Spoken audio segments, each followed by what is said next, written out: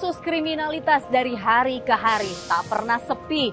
Dalih para pelakon kriminal pun beragam, mulai dari sakit hati hingga himpitan ekonomi. Kami ulas untuk Anda dalam Fokus Akhir Tahun Kriminalitas di Sekitar Kita.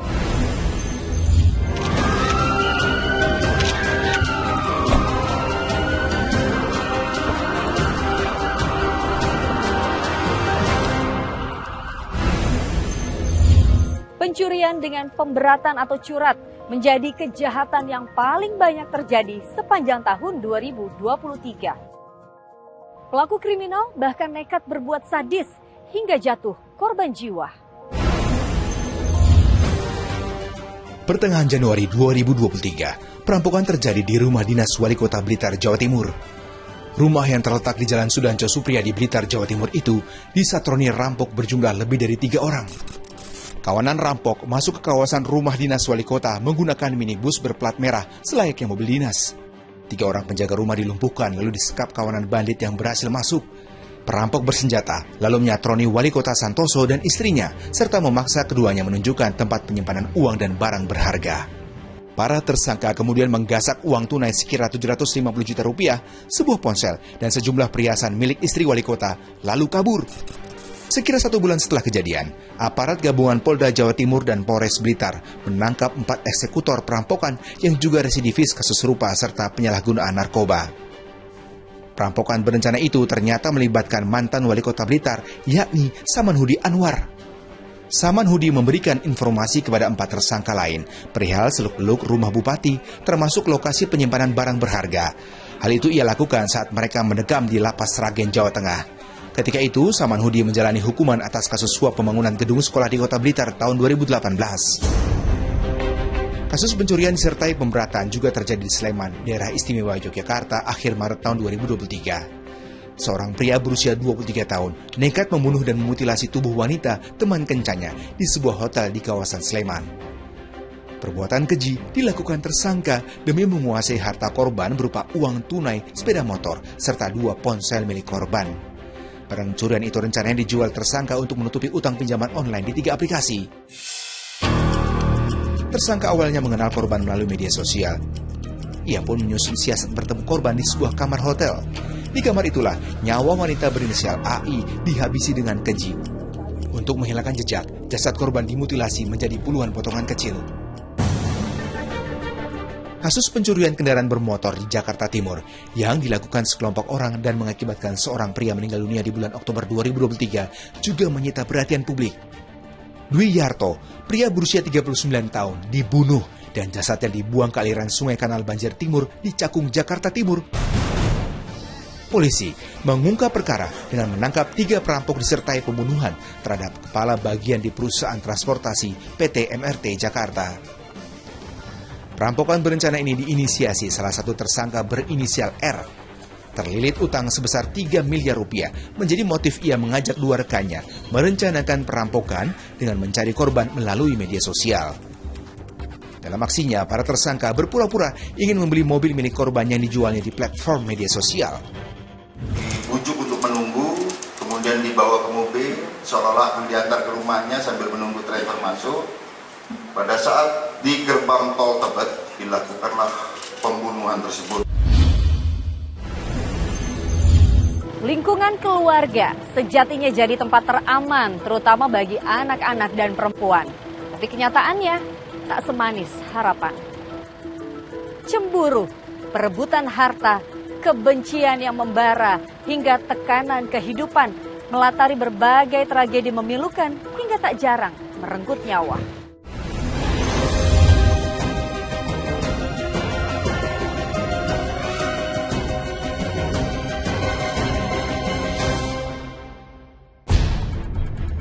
Temuan mayat 4 bocah kakak beradik dalam kamar sebuah rumah kontrakan di Gang Roman, Jatipadang, Jagakarsa, Jakarta Selatan mengejutkan masyarakat.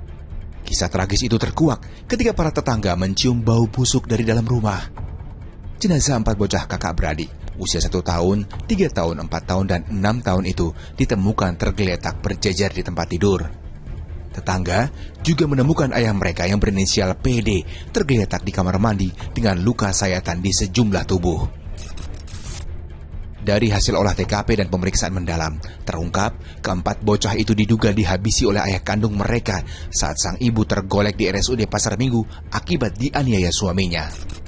Pria berusia 41 tahun itu bahkan merekam perbuatannya menganiaya 4 anaknya dengan mendekap satu persatu hingga tewas. Dengan berbagai macam barang bukti, sang ayah akhirnya ditetapkan sebagai tersangka dan terancam hukuman mati. Cemburu kepada istrinya yang diduga berselingkuh dengan 3 laki-laki sekaligus menjadi motif tersangka tega membunuh 4 anaknya dan nekat melukai diri dengan dalih agar istrinya bisa hidup leluasa.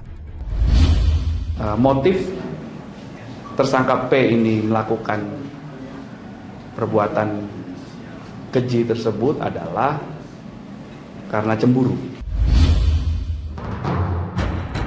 Di Bekasi, Jawa Barat, seorang ibu muda tewas di tangan suaminya. Penganiayaan berujung pembunuhan terjadi karena keduanya bertengkar hebat yang dipicu masalah ketimpangan gaji. Pria pengemudi ojek daring itu menghabisi pasangan hidupnya menggunakan sebilah pisau. Ironisnya, ia bahkan sempat memandikan jasad sang istri. Pria itu pun menitipkan kedua anaknya ke rumah ibu mertuanya dan pergi menyerahkan diri ke polisi. Korban sebenarnya sudah melaporkan sang suami ke polisi atas kasus KDRT. Ia pun kerap mengunggah kekerasan yang dialaminya ke media sosial. Namun, ketika laporan akan ditindaklanjuti, korban justru mencabut kembali laporan ke polisi yang justru membuatnya kehilangan nyawa.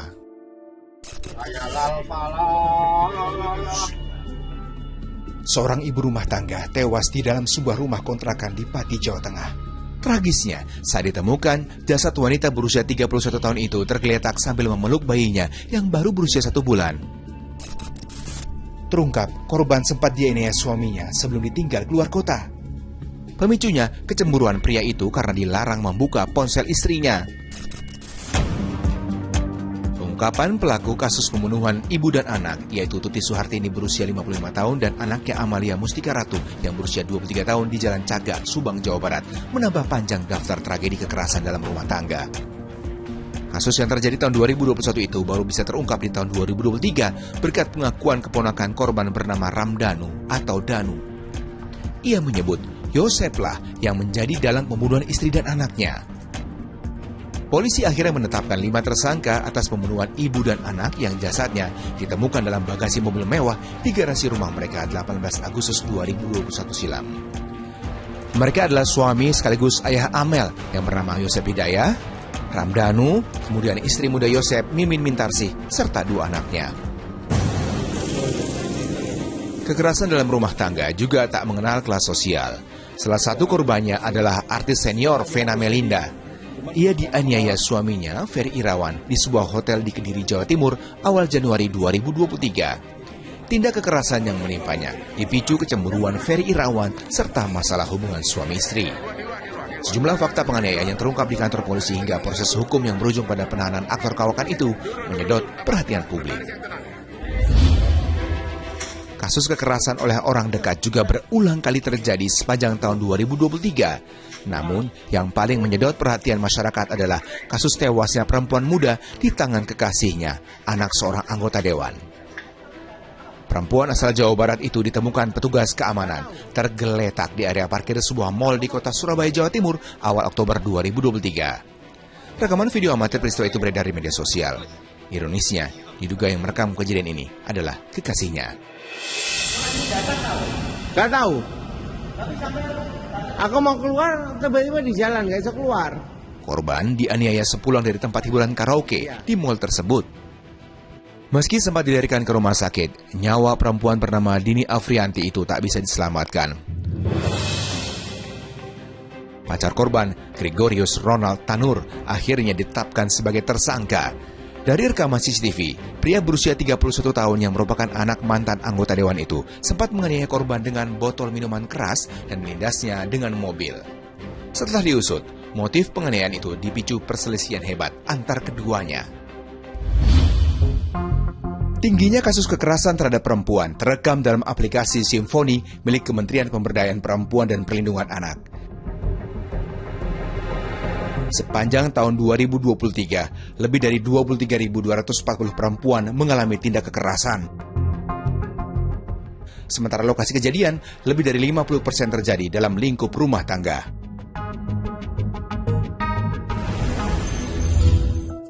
Sungguh miris, lingkungan pendidikan tempat menimba ilmu juga tak lepas didera kasus, termasuk kekerasan seksual. Laksana fenomena gunung es, kasus yang tidak terungkap diduga lebih banyak dari yang mengemuka.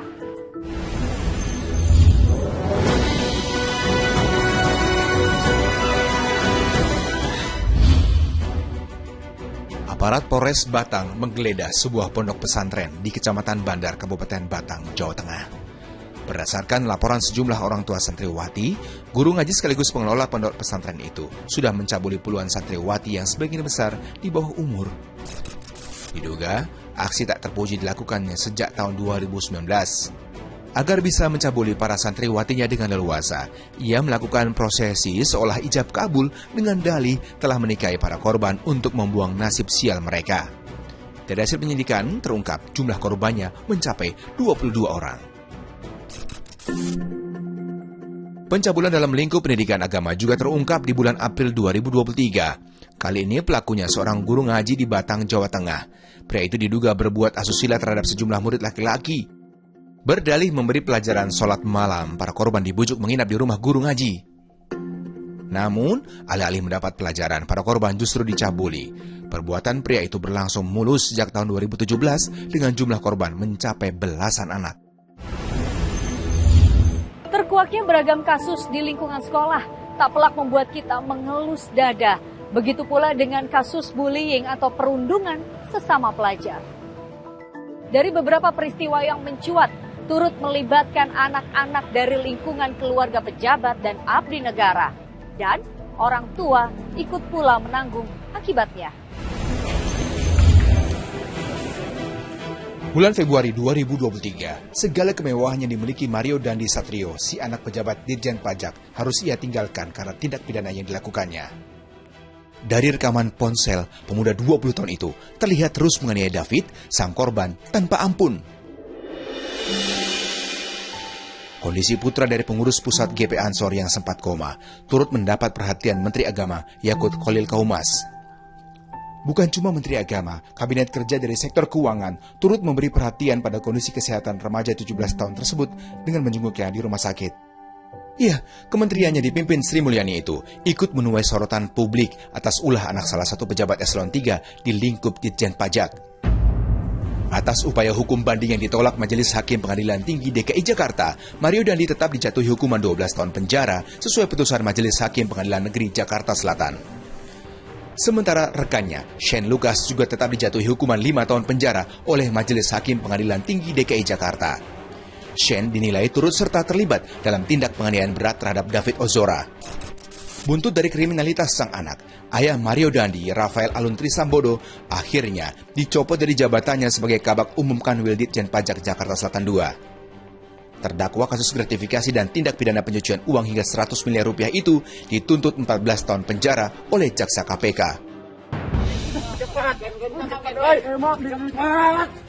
Anak seorang perwira Polri di Medan, Sumatera Utara juga bertingkah. Pemuda bernama Aditya menganiaya mahasiswa bernama Ken Admiral. Pelakunya anak dari AKBP Akhirudin Hasibuan, pejabat Direktorat Narkoba Polda Sumatera Utara. Penyidik Polda Sumatera Utara menjemput paksa Aditya dan menetapkannya sebagai tersangka. Penyidik Polda Sumatera Utara turut memeriksa gadis remaja berinisial SH yang disebut dalam percakapan aplikasi pesan yang diduga jadi sebab perseteruan antara tersangka dan korban. Penganiayaan bermula dari percakapan korban dengan tersangka di aplikasi pesan singkat terkait hubungan asmara korban dengan SH. Diduga ucapan Ken membuat Aditya emosi sehingga kemudian merusak kendaraan milik Ken. Ketika mendatangi rumah tersangka untuk meminta ganti rugi, Ken malah dianiaya. Sementara itu, ayah tersangka yang berada di lokasi tidak melerai. Perwira polisi tersebut diduga melakukan pembiaran. Aditya ditahan sebagai tersangka dengan alat bukti hasil visum et repertum korban. Sementara untuk sang ayah, AKBP Akhirudin Hasibuan, selain sanksi pidana, ia juga dipecat dengan tidak hormat dari anggota kepolisian.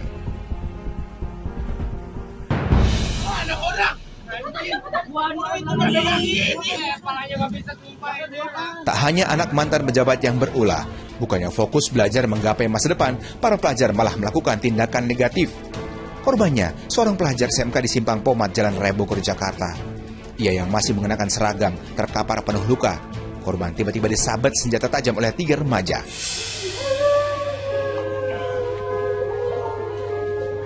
Keluarga tak kuasa menahan lara saat mengetahui siswa kelas 10 jurusan otomotif itu tewas.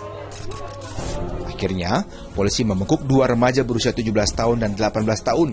Mereka dibekuk terpisah di Lebak, Banten dan Kabupaten Bogor, Jawa Barat.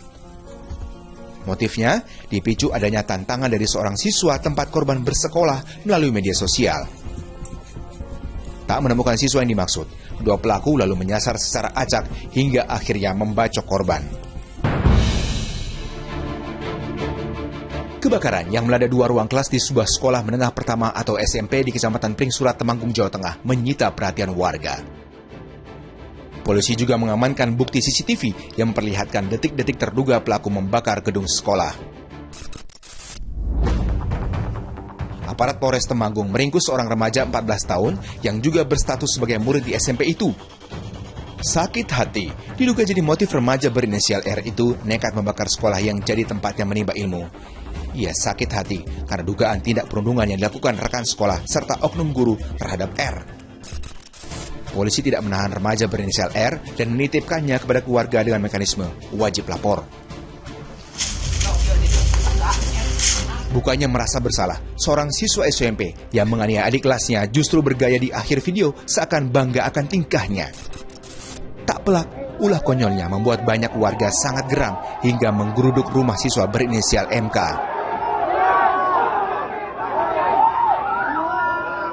Menghindari kekerasan terjadi, petugas langsung mengamankan dan membawa pelajar kelas 9 itu ke kantor polisi. Total, aparat kepolisian meringkus 5 pelajar yang ada di lokasi. 2 di antaranya kakak kelas korban ditetapkan sebagai tersangka, sedangkan 3 lainnya berstatus sebagai saksi. Terungkap, penganiayaan dipicu kekesalan tersangka terhadap korban yang mengaku sebagai anggota kelompok yang diketuai oleh tersangka. Mengingat usianya masih di bawah umur, 2 anak yang berhadapan dengan hukum dikenakan sistem peradilan anak. Keduanya terancam pidana 3 tahun 6 bulan penjara dan denda hingga 70 juta rupiah.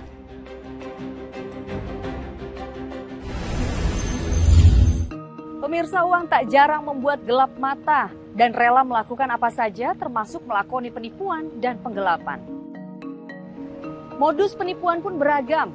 Ada yang menggunakan teknologi maupun menggunakan modus lawas seperti mengaku mampu menggandakan uang.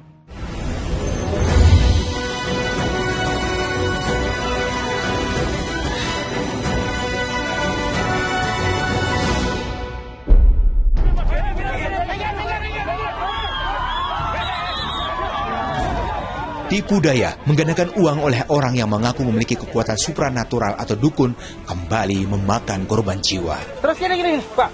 Masalah kan?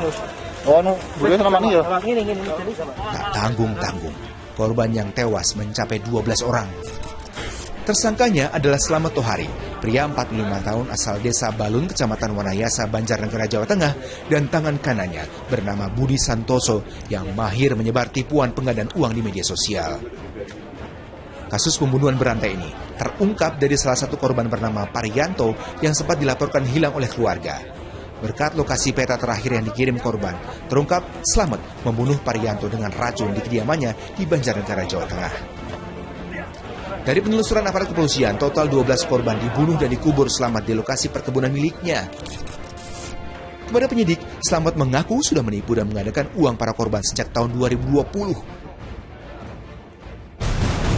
Lama-lama akhirnya korban terus menagih, mana hasil penggandaan yang mana. Akhirnya saudara tersangka Slamet ini kesal akhirnya dilakukanlah pembunuhan dengan cara memberikan minuman isinya potas.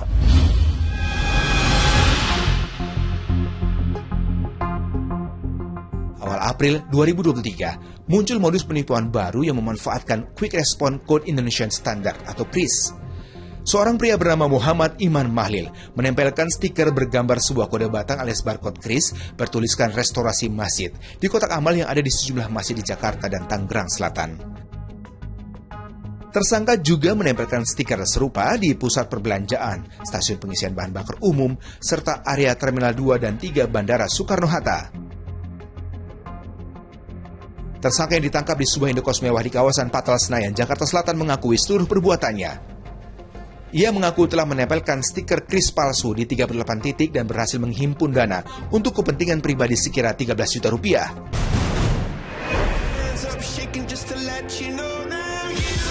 Kasus penipuan yang tak kalah menyita perhatian publik tanah air adalah tindak penipuan jasa pembelian tiket konser grup musik asal Inggris Coldplay.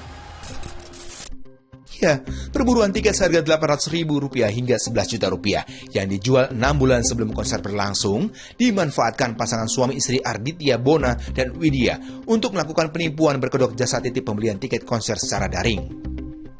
Sekira 60 orang menjadi korban aksi culas pasutri itu dengan nilai kerugian mencapai Rp257 juta.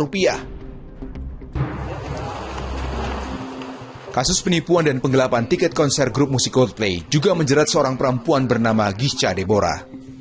Mahasiswi berusia 19 tahun itu diduga menipu 5 orang reseller atau pihak yang menjual kembali tiket konser Coldplay dengan nilai kerugian Rp5,1 miliar atau sebanyak 2.261 tiket.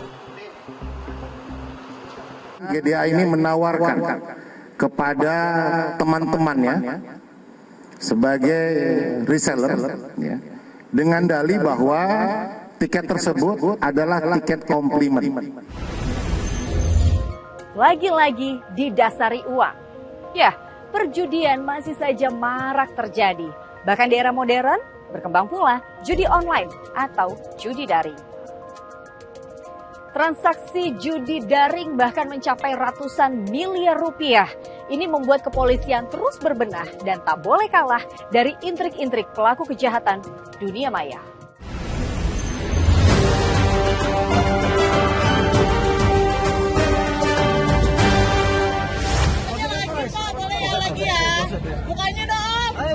Seorang pria ini nyaris menjadi bulan-bulanan warga Johar Baru, Jakarta Pusat karena kedapatan mencuri 11 unit ponsel di sebuah toko.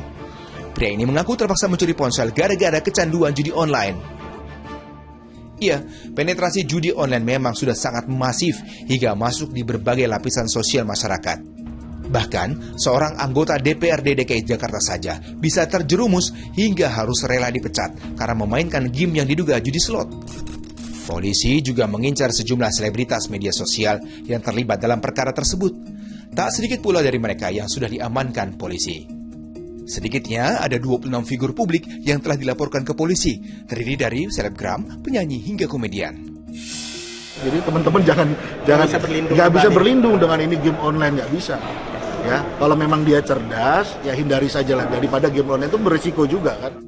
Sejauh ini, Kominfo telah memutus akses terhadap 425.000 lebih konten perjudian online yang tersebar di berbagai platform dari Juli hingga September 2023. Langkah membasmi peredaran narkoba dan minuman keras rupanya masih tertatih di tengah masih maraknya pelaku yang berniat memetik keuntungan pribadi.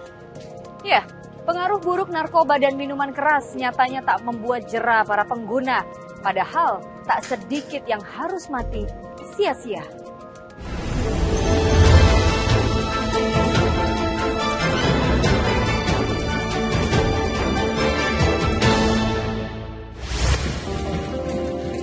Pesta minuman keras oplosan kembali memakan korban jiwa. Di Subang, Jawa Barat, 33 orang keracunan usai menenggak minuman keras oplosan dalam sebuah pesta pernikahan pada akhir November 2023. 15 orang meninggal dunia dan 18 lainnya harus mendapat perawatan intensif di fasilitas medis. Kematian para korban meninggalkan duka mendalam bagi keluarga yang ditinggalkan. Dari hasil penyelidikan, miras oplosan tidak disediakan penyelenggara hajat pernikahan. Para korban inisiatif membeli minuman terlarang dari warung di Jalan Cagak, Subang milik pasangan suami istri. Polisi mengamankan dan menetapkan sejoli itu sebagai tersangka. Dari warung milik tersangka, aparat menyita barang bukti berbagai minuman alkohol murni, pemanis buatan, serta suplemen. Selain berdampak buruk bagi kesehatan tubuh, efek mengonsumsi minuman keras secara berlebihan juga berpengaruh terhadap perilaku dan kesadaran seseorang. Seperti yang terjadi di Banjarmasin, Kalimantan Selatan, 2 pria harus mendekam di balik jeruji penjara lantaran menganiaya temannya usai terlibat cekcok saat pesta minuman keras.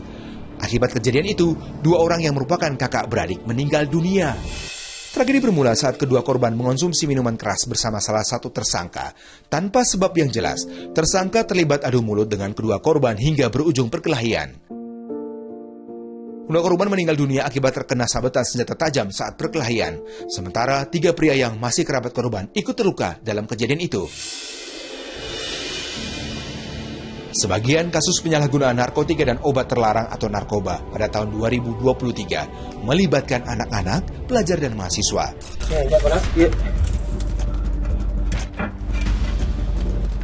Pada awal Juni 2023, publik dihebohkan dengan temuan brankas berisi narkoba jenis sabu, ganja, serta ekstasi di lantai ruang sekretariat mahasiswa sebuah universitas negeri di Kota Makassar, Sulawesi Selatan. Tempat penyimpanan narkoba tersebut terungkap saat polisi menangkap seorang pengguna sekaligus kurir narkoba di wilayah Goa, Sulawesi Selatan. Setelah pengembangan, petugas menangkap 4 tersangka lainnya yang kedapatan mengonsumsi narkoba di lingkungan kampus. Keempat tersangka ternyata pernah kuliah di Fakultas Bahasa dan Sastra universitas tersebut, namun tidak menyelesaikan studinya. Dalam perkara ini, polisi menetapkan 6 orang sebagai tersangka. Kasus penyalahgunaan narkoba yang melibatkan anak-anak juga terjadi di Samarinda, Kalimantan Timur. Kasus menghebohkan terjadi saat seorang anak laki-laki berusia 3 tahun harus menjalani rehabilitasi lantaran dinyatakan positif narkoba akibat minum air dari botol bekas racikan sabu-sabu di rumah tetangganya. Kasusnya terungkap setelah sang ibu curiga atas kondisi putranya yang sangat aktif hingga tidak tidur 2 hari sepulangnya dari rumah tetangga. Setelah melakukan tes urin pada anak dan hasilnya positif narkoba. Aparat Polres Samarinda mengamankan tersangka korbannya bernama Sutrisni alias Tri. Wanita tersebut juga dinyatakan positif menggunakan sabu-sabu dari hasil cek laboratorium yang dilakukan petugas. Kalau yang satunya kita kenakan penyalahgunaan ya, jadi dia pengguna. Ya, kita masih coba mendalami apakah ada kaitan dengan jaringan atau hanya sekedar pengguna saja. Dari data Pusat Informasi Kriminal Polri, ada sekira 2.200 lebih anak-anak, pelajar, dan mahasiswa terjerat penyalahgunaan narkoba. Tak hanya terjerat sebagai pengguna, beberapa di antaranya memperoleh hukuman pidana karena terbukti menjual atau mengedarkan zat terlarang itu.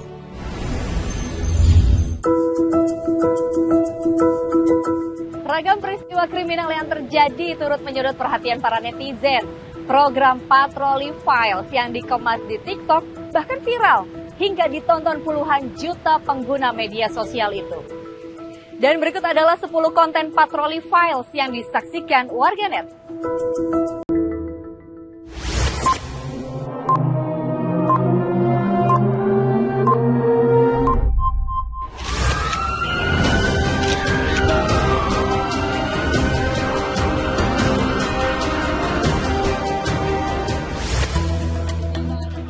Konten TikTok Patroli Files tentang kecelakaan lalu lintas yang menewaskan 2 pengguna motor di Pangkep, Sulawesi Selatan menarik perhatian. Lebih dari 9 juta kali ditonton warganet. Peringatan buat kita semua yang mengendari motor, please bawa motornya sesuai aturan ya, dan patuhi peraturan lalu lintas. Amit-amit jangan sampai kejadian kayak 2 anak SMA di video ini. 2 remaja ini mengalami kecelakaan lalu lintas di Pangkep, Sulawesi Selatan setelah tabrakan dengan dump truck. Tertangkapnya joki seleksi CPNS di Makassar, Sulawesi Selatan juga menarik perhatian netizen. Tak kurang dari 9.555 kali ditonton pengguna TikTok. Gara-gara nunjuk joki yang terlalu pinter membuat salah satu peserta seleksi CPNS ketahuan sama panitia. Kok bisa? Saat mengikuti ujian tertulis, panitia sebenarnya udah sempat curiga lantaran data foto sama wajah peserta ini nggak match, beda gitu ya. Konten Patroli Files yang mengangkat terkuaknya kasus pembunuhan ibu dan anak di Subang, Jawa Barat menempati urutan ke-8. Informasi ini disimak setidaknya 9.816 kali.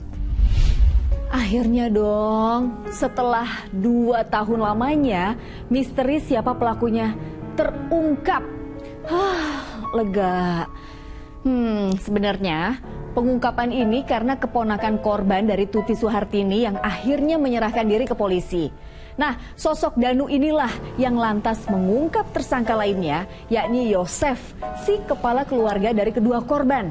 Terus ada lagi istri muda Yosef beserta kedua anaknya.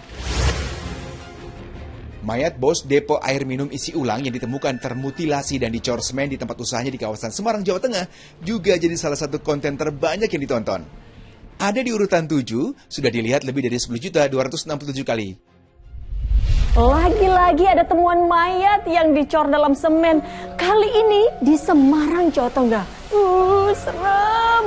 Nah, di bagian sisi kanan bangunan tempat usaha minuman isi ulang itulah jasadnya ditemukan. Gara-gara tetangga mencium bau menyengat. Sementara eksploitasi anak berkedok panti asuhan di Medan, Sumatera Utara menempati posisi ke-6 yang ditonton pengguna TikTok lebih dari 10 juta kali.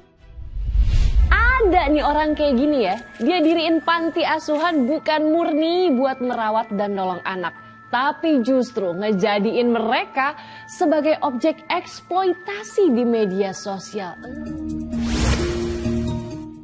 Urutan kelima adalah tentang tewasnya mahasiswa di Makassar, Sulawesi Selatan akibat tersengat listrik saat mengisi ulang baterai ponsel. Materi patroli files ini disaksikan lebih dari 12 juta kali. Diduga tersengat listrik saat mengisi ulang baterai ponsel, seorang mahasiswa di Makassar, Sulawesi Selatan ditemukan tewas di kamar tidurnya. Yang berikut ditonton tak kurang 16.350 kali oleh pengguna TikTok. Adalah kasus 3 bersaudara yang ditangkap polisi karena menganiaya seorang babinsa TNI. Wih, lagi rame nih. 3 kakak beradik ini guys digelandang ke Polres Metro Jakarta Selatan karena terlibat kasus penganiayaan. Netizen nih pasti udah tahu dong ya kalau salah satunya adalah selebritas media sosial atau selebtok yang punya follower hampir 4 juta yang juga pacar dari putri seorang artis. Di posisi ketiga yang banyak disimak pengguna TikTok adalah kasus penipuan jual beli mobil mewah yang dilakukan selebgram Akbar Pera Baharudin alias ajudan pribadi. Tak tanggung-tanggung, kerugian korban mencapai 1,3 triliun rupiah. Viewsnya pun mencapai 16.371.000 lebih. Jadi gini guys, awalnya ajudan pribadi nawarin korbannya 2 unit mobil mewah seharga 400 juta rupiah sama 900 juta rupiah. Mobil udah dibayar, tapi malah nggak datang. Selanjutnya di urutan nomor 2, tak kurang ditonton 24 juta kali, adalah temuan mayat pria tanpa kepala di kebun pisang Desa Purbosuman, Ponorogo, Jawa Timur. Ini parah banget nih. Di momen lebaran, warga Desa Purbosuman, Ponorogo, Jawa Timur dikejutkan temuan mayat di sebuah kebun pisang. Jasadnya tergeletak di tanah tanpa kepala. Dan di urutan pertama, menyedot animo warga TikTok hingga ditonton 38 juta kali, adalah kematian remaja 16 tahun di Lombok Tengah, Nusa Tenggara Barat yang hangus terbakar karena ponselnya meledak saat tidur. Korban mulanya didapati sang ayah yang hendak membangunkannya sholat subuh. Nggak nyangka, begitu pintu kamar dibuka, korban sudah terbaring tak bernyawa di atas kasur yang sudah gosong ini. Ya, itu dia 10 informasi patroli files sepanjang 2023 yang paling banyak menarik perhatian warga TikTok. Meski begitu, banyak informasi lain yang juga jadi menarik perhatian netizen. Sekian ragam kasus kriminal sepanjang tahun 2023. Hukuman pidana nyatanya tidak serta-merta menghentikan kriminalitas di sekitar kita. Butuh peran semua pihak agar tak ada celah bagi kejahatan. Jangan lengah, tetap waspada. Demikian Fokus Akhir Tahun. Saya Pratiwi Kusuma. Sampai jumpa.